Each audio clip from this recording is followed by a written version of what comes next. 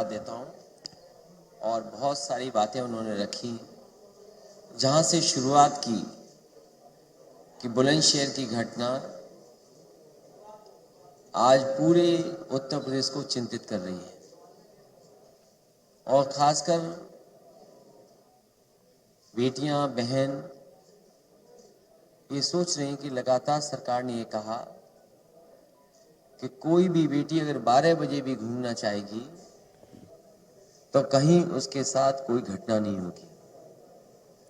और सरकार के केवल मुख्यमंत्री नहीं बल्कि दिल्ली से गृह मंत्री से लेकर के जितने भी सरकार के लोग हैं, ये बताने में कहीं चूक नहीं कर रहे हैं कि कानून व्यवस्था आज उत्तर प्रदेश में सबसे आगे है। लेकिन लगातार जो घटनाएं हो रही हैं और आपके जिले में जो घटना हुई है वो हाथरस की घटना को याद दिलाता है। हाथरस की बहन के साथ जो हुआ, उसके परिवार के लोग चाहते थे कि अंतिम संस्कार उनकी मर्जी से हो जाए, लेकिन सरकार ने उसकी परवाह नहीं की। और वहीं बुलंदशहर में इतनी निंदनीय घटना हुई है, जघन्य अपराध हुआ है, अभी भी अपराधी घूम रहे हैं। अभी भी सरकार उस परिवार की मदद के लिए आगे नहीं आई है। दोषी कब पकड़े जाएंगे? हम यहां बैठे हमारे गठबंधन की तरफ से यही कहेंगे सरकार को कि दोषी जल्दी से जल्दी पकड़ें और कड़ी से कड़ी कार्रवाई हो। और जो सरकार आज मदद कर सकती है, सरकार मदद करने के लिए आगे आए। और जहां ये दावा करती है सरकार कि उसकी सरकार में बेटियां सुरक्षित हैं, कहीं कोई अपराध नहीं हो रहा है, कम से कम अब झूठ ना बोलना सरकार बंद कर दे। और अगर हम आंकड़े देखते हैं तो बड़े पैमाने पर ऐसी घटनाएं उत्तर प्रदेश में हो रही हैं और आंकड़ों में भी कई प्रदेशों को उत्तर प्रदेश ने पीछे छोड़ा हुआ है। जो सबसे अच्छी योजना थी पुलिस रिस्पांस सिस्टम डायल 100, नाम बदल करके 112 उसको कबाड़ा कर दिया, बर्बाद कर दिया। मैं आज भरोसा दिला सकता हूं, मैंने कल भी कहा कि पहले ये तय था कि 10 और 12, 15 मिनट में पुलिस पहुंच जाए मौके पर, और इसको धीमे धीमे और अच्छा करना था जिससे कि कम समय में पुलिस पहुंच जाए। समाजवादी सरकार और आरएलडी के गठबंधन की सरकार, सहयोगी दलों की सरकार बनती है तो भरोसा दिला सकते हैं कि चाहे गाड़ियां बढ़ानी पड़े और बेटियों बहन के लिए जिस तरीके से 1090 पावर वुमेन लाइन बनाई गई थी, अगर स्ट्रक्चरली चेंज करके बेटियों की सुरक्षा के लिए डायल 100, डायल 112 में ही कोई व्यवस्था करनी पड़ेगी तो की जाएगी। और वहीं गाड़ियों की संख्या विशेष बढ़ा करके सुरक्षा का माहौल बनाने का काम ये दोनों गठबंधन के लोग करेंगे। इधर मुख्यमंत्री जी की जो भाषा बदली है, पता नहीं मुख्यमंत्री क्यों भाषा बदल रहे हैं। और मुझे लगता है कि जो हवा चल रही है पहले चरण में, यहां के लोगों ने ऐसी हवा चलाई है कि भारतीय जनता पार्टी और खासकर मुख्यमंत्री जी, उनको समझ में नहीं आ रहा कि क्या कहा जाए। वो हमारे मुख्यमंत्री हैं, वो कोई कंप्रेसर थोड़ी है कि हमें ठंडा कर देंगे। हमारे बहुत सारे लोग हैं, जानते होंगे, फ्रिज में ठंडी चीज रखने के लिए कंप्रेसर होता है। कंप्रेसर खराब हो जाए तो क्या मुख्यमंत्री जी हमारे कंप्रेसर हैं? और जो लोग कह रहे हैं गर्मी की बात कर रहे हैं, हम उन्हें भरोसा दिलाना चाहते हैं कि गठबंधन की सरकार बनेगी तो भर्ती दी जाएगी, भर्ती खोली जाएगी। गर्मी नहीं, भर्ती। नौजवानों को भर्ती के लिए उन्हें देने का काम, उनको नौकरी देने का काम गठबंधन में होगा। और जिस तरीके से सरकार ने नौकरियां छीनी हैं, रोजगार छीने हैं, इस बार हर यूथ अपने बूथ पर भारतीय जनता पार्टी को हराने का काम करेगा। हमारे किसान दुखी हैं कि इस बजट में भी उनके साथ धोखा हो गया। ये बजट तो ऐसा आया है कि गरीब को महसूस ही नहीं हो रहा कि कोई बजट आया है, और सरकार कह रही कि अमृत बजट है। अगर ये अमृत बजट है तो इससे पहले क्या सब जहर वाले बजट थे? अगर ये अमृत बजट है भारतीय जनता पार्टी का, तो पिछले जितने भी बजट थे वो जहर वाले बजट थे क्या? और सुना है कि डायमंड सस्ता हो जाएगा। तो देखो गरीबों का कितना ख्याल रखा है इन्होंने। भारतीय जनता पार्टी कहती है इस बजट के बाद डायमंड सस्ता हो जाएगा। तो सोचो गरीब का कितना ख्याल रखा गया है। और जूते चप्पल सस्ते होने जा रहे हैं। ये देखो सरकार कितना ख्याल रख रही है। अपनी गलत नीतियों के कारण बड़े बड़े कारखाने बेच करके, बड़े बड़े उद्योग बेच करके, कोविड के समय न मदद कर करके सभी उद्योग कारखानों को चौपट कर दिया। तो लोग और नौजवानों के खासकर जूते चप्पल ही तो घिस रहे हैं अपने भाग्य को बनाने के लिए। ये सरकार किसानों की सरकार नहीं है। जहां आय दोगुनी की बात की, आज कमाई आधी हो गई है और लगातार सरकार ने महंगाई बढ़ाई है। डीजल पेट्रोल की कीमत कहां पहुंच गई, और किसान को जब सबसे ज्यादा जरूरत खाद की थी तो खाद नहीं दे पाई, किसी फसल की कीमत नहीं दे पाई सरकार। इसलिए मैं कहना चाहता हूं कि आज वही 3 तारीख है, एक 3 तारीख ऐसी भी थी जिस दिन जीप से कुचल दिए गए थे लोग, किसान कुचल दिए गए थे, और अभी भी किसान भूले नहीं है वो। इसलिए मैं कह सकता हूं ये चुनाव किसानों के मान सम्मान का चुनाव भी है। इस बार जनता ने तय किया है भाईचारा बनाम भारतीय जनता पार्टी चुनाव है।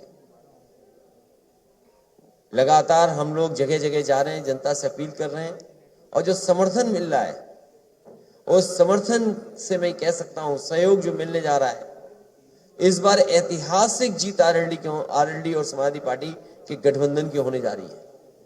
इतना बहुमत, इतना समर्थन कभी नहीं दिखाई दिया होगा जितना इस बार दिखाई दे रहा है। इसलिए ये जाने वाले लोग हैं, नई सरकार आने वाली है।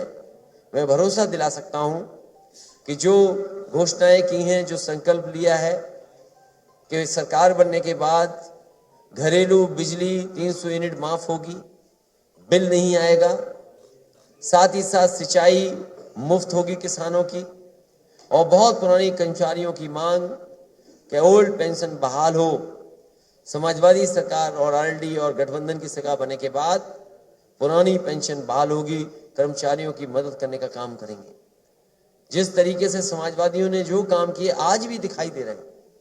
अगर सड़कों पे एम्बुलेंस है, कोविड में अगर किसी ने मदद की तो उस समय एम्बुलेंस सबसे आगे आई थी। जो उसके ड्राइवर थे उसको भी अपमानित करने का काम इस सरकार ने किया है।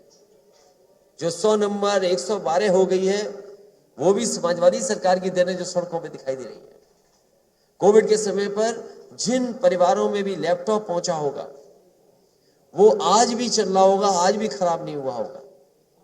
लेकिन ये सरकार जो दावा करती है कि लैपटॉप देंगे, पता नहीं बुलंदशहर में कितने बाबा योगी जी ने लैपटॉप भिजवाए होंगे, कितने स्मार्टफोन दिए होंगे, जब योगी जी खुद ही स्मार्टफोन नहीं चला पाते, किसी और से ट्वीट लिखवाते हैं, किसी और से पढ़वाते हैं।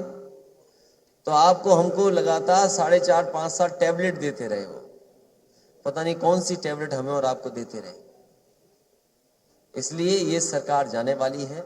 समाजवादियों ने जो जो अपने घोषणा पत्रों में लिखा था पहले, वो भी पूरा करके दिखाया था। कम से कम समाजवादी पार्टी का ये जनता में भरोसा है कि अगर समाजवादी पार्टी जो बात कहती है वो करके जमीन पर दिखाती है। मुझे उम्मीद है कि हमारे साथ जो प्रत्याशी बैठे हैं, बंसी सिंह पहाड़िया जी हमारे गठबंधन के प्रत्याशी हैं। हम जब सरकार में थे तो ये भी विधायक थे, ये विधायक बनेंगे और सरकार दोबारा बनेगी। साथ ही साथ हरीश लोधी जी हैं, मैं इनके समर्थन में भी आपके माध्यम से अपील करता हूं कि इनको जिताने का काम करें। दिलनवाज खां साहब, ये भी जब सरकार थी तो ये भी विधायक थे और मुझे लगता है कि विधायक आप फिर होने जा रहे हैं और सरकार फिर बनने जा रही है। किरणपाल सिंह जी हैं, मैं इनके सहयोग और समर्थन के लिए भी आपके माध्यम से जनता से अपील कर रहा हूं। के शर्मा जी जो गठबंधन के प्रत्याशी हैं, शरद पवार जी की पार्टी के प्रत्याशी हैं, मुझे उम्मीद है कि सभी लोग इनका भी सहयोग और मदद करेंगे, जिससे ये भी विधानसभा में पहुंच करके समाजवादी और गठबंधन की सरकार बनाएं। हाजी यूनुस साहब के समर्थन में मैं आप सबसे अपील करता हूं। राहुल यादव जो है समाजवादी पार्टी के प्रत्याशी, इनकी भी मदद करें।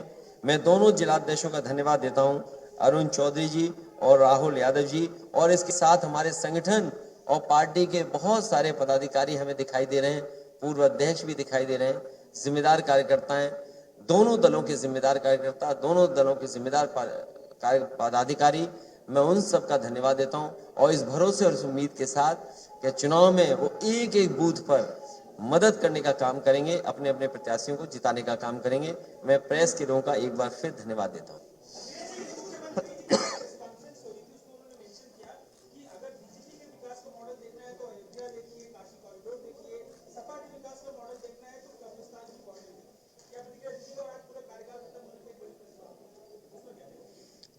देखिए, जहां मुख्यमंत्री जी रहते हैं और अभी तक जितने भी उद्घाटन किए, और मुख्यमंत्री जी इतने समझदार हैं कि बड़ी बड़ी योजनाओं परियोजनाओं के लिए वो दिल्ली से कैंची मंगाते थे और खुद फीता लेकर के खड़े हो जाते थे। इस सरकार का, मौजूद सरकार का सबसे बड़ा प्रोजेक्ट अगर सरकार के बजट का हम माने तो वो पूर्वांचल एक्सप्रेसवे है। समाजवादियों का विजन नहीं होता तो शायद ऐसा एक्सप्रेसवे उत्तर प्रदेश को नहीं मिलता।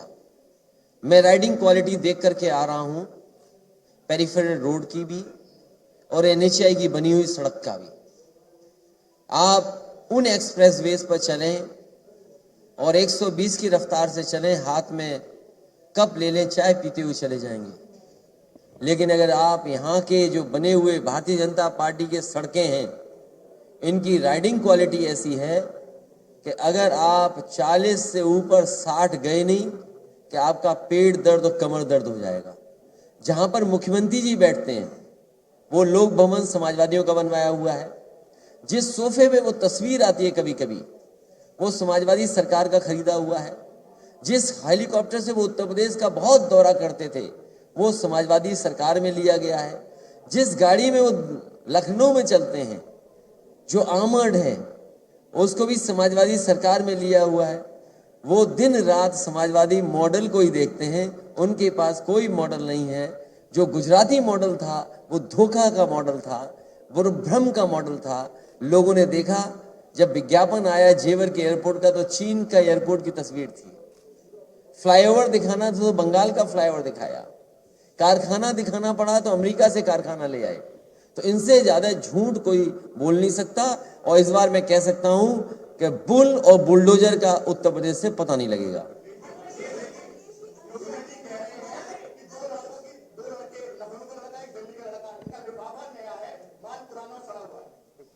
ये क्या बोला उन्होंने?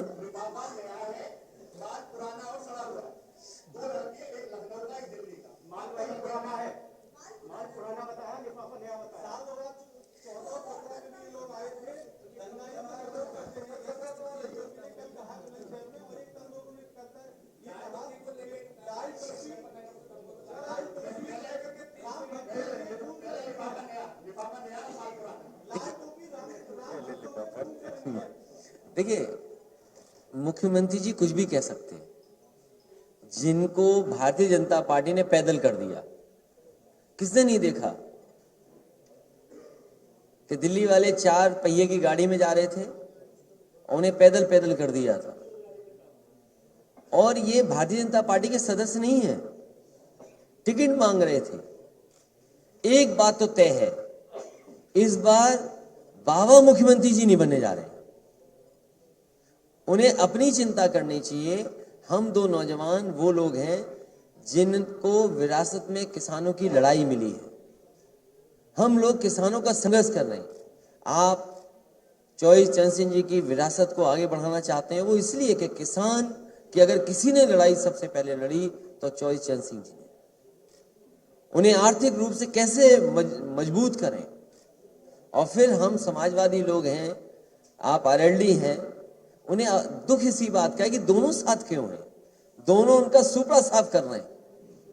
जिस इलाके से उन्हें बहुत घमंड था, उस इलाके में इस बार भारतीय जनता पार्टी का सफाया होने जा रहा है। सर, बजट को समझाने के लिए अब सांसद जाएंगे घर घर, तो बजट इस बार का कितना हार्ड हो गया क्या? घर घर जाने की जरूरत नहीं, अगर डायमंड सस्ता हो जाएगा तो देखिए किसानों के लिए कितनी बड़ी बात की, गरीबों के लिए कितनी बड़ी बात की। डायमंड सस्ता, जो बजट दिल्ली का जाने कितने लाख करोड़ का पास हुआ हो, बुलंदशहर के किसी किसान को खाद नहीं मिली, तो काहे का बजट है वो?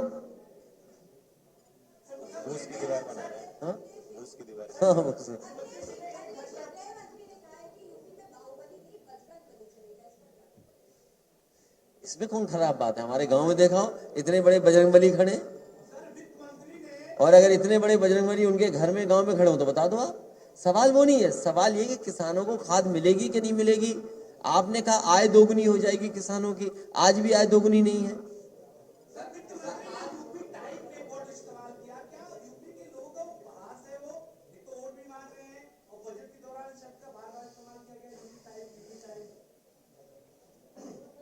वो यूपी कम घूमी है, यूपी बहुत बड़ा प्रदेश है।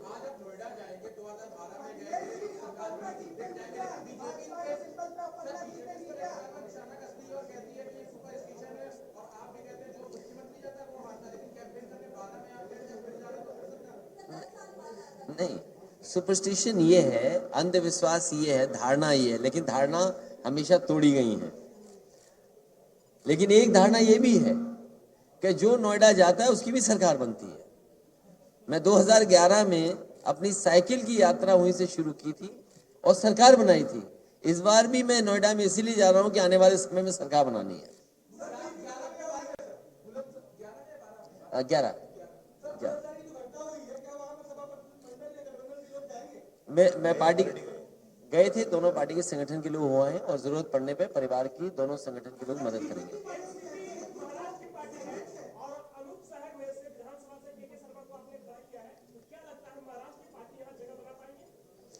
ये गठबंधन के प्रत्याशी हैं, समाजवादी पार्टी, आरएलडी और एनसीपी के प्रत्याशी हैं। जगह नहीं, जीत के जा रहे हैं।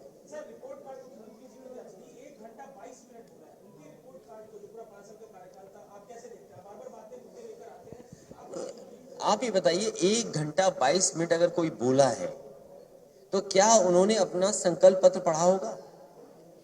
जिस संकल्प पत्र में पहले पन्ने पर यह लिखा गया है, पहला संकल्प यह है कि किसानों की आय 2022 तक दोगुनी हो जाएगी। क्या आज किसानों की आय दोगुनी हो गई? जो लाखों लाख परिवार परेशान हुए लॉकडाउन के समय पर, पैदल पैदल चल करके गए, इसी सड़क से न जाने कितने मजदूर चले गए होंगे, घर पहुंचे होंगे। आज इनके पास झूठ बोलने के लिए भोंपू तो हैं जो प्रचार के लिए निकल पड़े हैं, लेकिन क्या उस समय मजदूरों की मदद के लिए इनके पास गाड़ियां नहीं थी? आज झूठ बोलने के लिए इनके भोंपू जा रहे हैं हर गांव में, दावा कर रहे हैं कि इतनी वर्चुअल रैली करेंगे। एक पार्टी जो वर्चुअल रैली कर रही है, इतना संसाधन है उसके पास, क्या सरकार के संसाधन नहीं लग सकते थे जब मजदूरों को अब उनकी जरूरत थी घर पहुंचने की? इनकी कोई उपलब्धि नहीं है, केवल उपलब्धि है झूठ बोलना। और जो जितना बड़ा भारतीय जनता पार्टी में नेता है, उतना ही बड़ा झूठ सुन लो उससे।